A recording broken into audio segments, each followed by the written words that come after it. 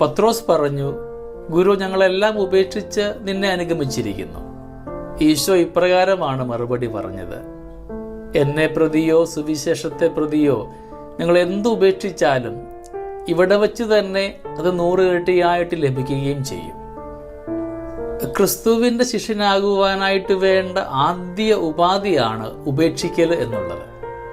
ചിലതൊക്കെ പൂർണ്ണമായി ഉപേക്ഷിച്ചാൽ മാത്രമാണ് നമുക്ക് ക്രിസ്ത്യാനിയാണെന്ന് പറയാൻ പറ്റുകയുള്ളൂ, ക്രിസ്തുവിനെ അനുധാവനം ചെയ്യുന്ന വ്യക്തിയാണെന്ന് പറയുവാനായിട്ട് സാധ്യമാവുകയുള്ളൂ.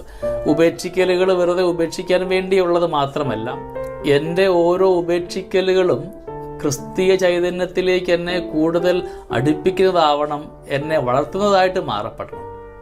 അതായത് ക്രിസ്തീയ ചൈതന്യത്തിന് നിരക്കാത്തത് എന്തെങ്കിലുമൊക്കെ ഉണ്ടെങ്കിൽ, ക്രിസ്തുവിന് ഇഷ്ടപ്പെടാത്തത് എന്തെങ്കിലുമൊക്കെ ഉണ്ടെങ്കിൽ അവയെല്ലാം പൂർണ്ണമായി വിട്ടുപേക്ഷിക്കണമെന്നാണ് സാരം. ഞാൻ ചിലതൊക്കെ ഉപേക്ഷിക്കുമ്പോൾ ഒരു ശൂന്യത ഉണ്ടാവാറുണ്ട് ജീവിതത്തിൽ. ആ ശൂന്യതയിലേക്ക് ആത്മീയത കൊണ്ട് നിറയ്ക്കുകയും കൂടെ വേണം. വെറുതെ കുറെ ഉപേക്ഷിച്ചെന്ന് പറഞ്ഞു പോകുന്നവരായി മാറാതെ ഓരോ ഉപേക്ഷിക്കുന്ന ഇടത്തിലേക്കും ദൈവികമായ നന്മ കൊണ്ട് നിറയപ്പെടുമ്പോഴാണ് അത് അനുഗ്രഹമായിട്ട് മാറുക.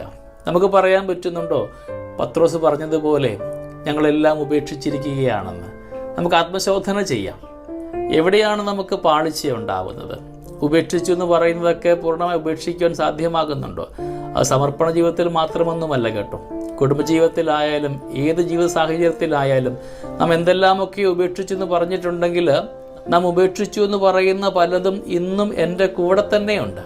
ഒരുപക്ഷെ ഒരു വിഴുപ്പ് ഭാണ്ഡമായി നമ്മുടെ കൂടെ ഇന്നും ഉള്ളത് നാം ജീവിതത്തിൻ്റെ ഏതെങ്കിലുമൊക്കെ ഏടുകളിൽ ഉപേക്ഷിച്ചു എന്ന് പറഞ്ഞ ചില ചിന്തകളും വികാരങ്ങളും സ്വപ്നങ്ങളും മോഹങ്ങളും ആകൃതകളും ഒക്കെ തന്നെയല്ലേ? പൂർണ്ണമായി ക്രിസ്തുവിന് വേണ്ടി എല്ലാം ഉപേക്ഷിക്കുവാനുള്ള ധൈര്യം തരണമേ എന്ന് പ്രാർത്ഥിക്കാം. ഈശോയ്ക്ക് വേണ്ടി ജീവിക്കുന്നവരായി മാറുവാൻ, ദൈവനാമത്തിന് മഹത്വമുണ്ടാകുന്ന പ്രവൃത്തികൾ ചെയ്യുന്നവരാകുവാൻ നമ്മളെ ഏവരെയും യോഗ്യരാക്കണമേ എന്ന് നമുക്കിന്ന് പ്രാർത്ഥിക്കാം.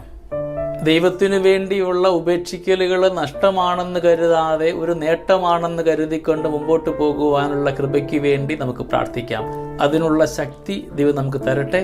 നമ്മുടെ കർത്താവ് ഈശോ മിശിഹായുടെ കൃപയും പിതാവായ ദൈവത്തിൻ്റെ സ്നേഹവും പരിശുദ്ധാത്മാവിൻ്റെ സഹവാസവും നമ്മുടെ കൂടെ എന്നും ഉണ്ടായിരിക്കട്ടെ, ഇപ്പോഴും എപ്പോഴും എന്നേക്കും. ആമേൻ.